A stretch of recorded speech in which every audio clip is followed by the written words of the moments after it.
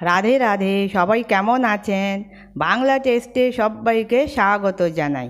আজকে অনেক টেস্টি আর অনেক অল্প সময়ে তৈরি হয়ে যাবে এরকম একটা করলার রেসিপি শেয়ার করতে এসেছি। আশা করছি আপনাদেরকে ভীষণ ভালো লাগবে।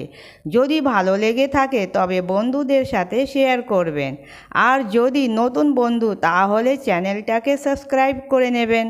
এবার শুরু করি রেসিপিটা। আসুন। এখানে 250 গ্রাম করলা ধুয়ে গোল গোল করে কেটে নিয়েছি, না বেশি মোটা করেছি না বেশি পাতলা। এখন এর মধ্যে হাফ চামচ লবণ দিয়ে মেখে নেব ভালো করে।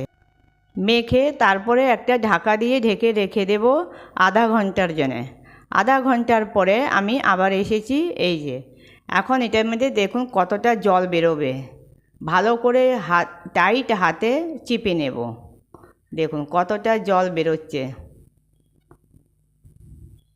এইভাবে চিপে নিয়েছি, আর এই দেখুন জল। এখন কড়াইতে তেল গরম হয়ে গেছে, করলাটা দিয়ে দিয়েছি। করলাটা আগে খুব মুচমুচে করে ফ্রাই করে নেব। এই দেখুন লো টু মিডিয়াম ফ্লেমে এটাকে ফ্রাই করব আস্তে আস্তে, যাতে করলাটা ভাজাও হয়ে যাবে আর সফট হয়ে যাবে। এই দেখুন অনেকটা ভাজা হয়ে গেছে, রং চেঞ্জ হতে লেগেছে, কালার চেঞ্জ হয়ে গেছে করলার। এই দেখুন ভাজা হয়ে গেছে প্রায় আমার। করলা আমার ভাজা হয়ে গেছে, মুচমুচে হয়ে গেছে। এখন আমি করলাগুলিকে তুলে নিচ্ছি। তারপরে ওই তেলে মেডেই আমি দুটো পেঁয়াজ কেটে নিয়েছি একটু মোটা মোটা করে। এখন পেঁয়াজটাকে একটু লাল লাল করে ভেজে নেব। বেশি লাল করব না, হালকা গোলাপি রঙের হবে, বাস অতখানি ভাজবো, আর বেশি ভাজবো না।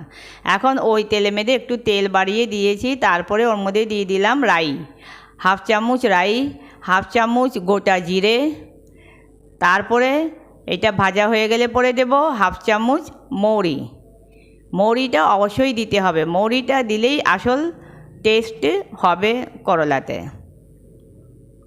তারপরে দিয়ে দেব হিং, হাফ চামচের কম হিং দিয়েছি।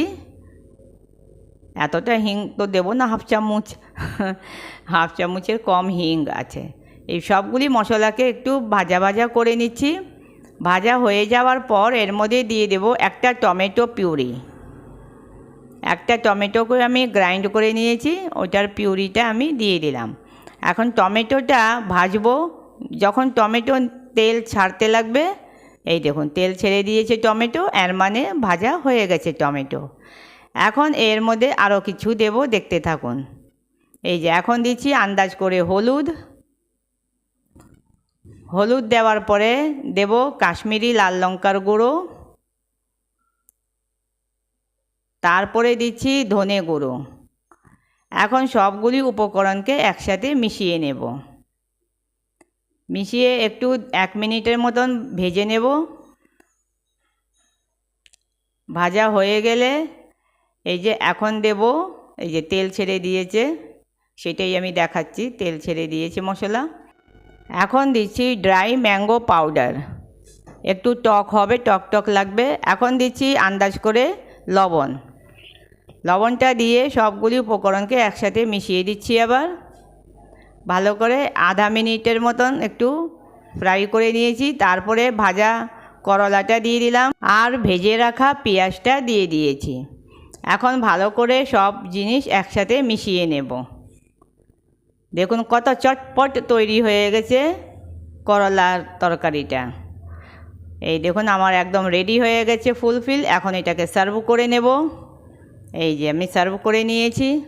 আর এই তরকারিটা রুটি কিংবা পরোটার সাথে খুব ভালো লাগবে, গরম ভাতের সাথেও অনেক ভালো লাগবে। এটার কালার দেখুন আর এটার লুক দেখুন, কি সুন্দর দেখা যাচ্ছে। যদি আমার রেসিপিটা ভালো লেগে থাকে তাহলে নিজের নতুন বন্ধুদের সাথে শেয়ার করবেন, আর সাবস্ক্রাইব করে নেবেন চ্যানেলটাকে, ঠিক আছে? আপনারা যদি আমাকে সাপোর্ট না করেন তাহলে কি আমি এগোতে পারবো? আপনারাই আমাকে অনেক এগিয়ে নিয়ে যাবেন। তাহলে আমার পাশে থাকুন, আমার সঙ্গে থাকুন, আর দেখতে থাকুন নিজেদের এই চ্যানেলটাকে সাবস্ক্রাইব করে নেবেন। আমি আবার নিত্য নতুন রেসিপি নিয়ে তাড়াতাড়ি চলে আসব। Bye bye.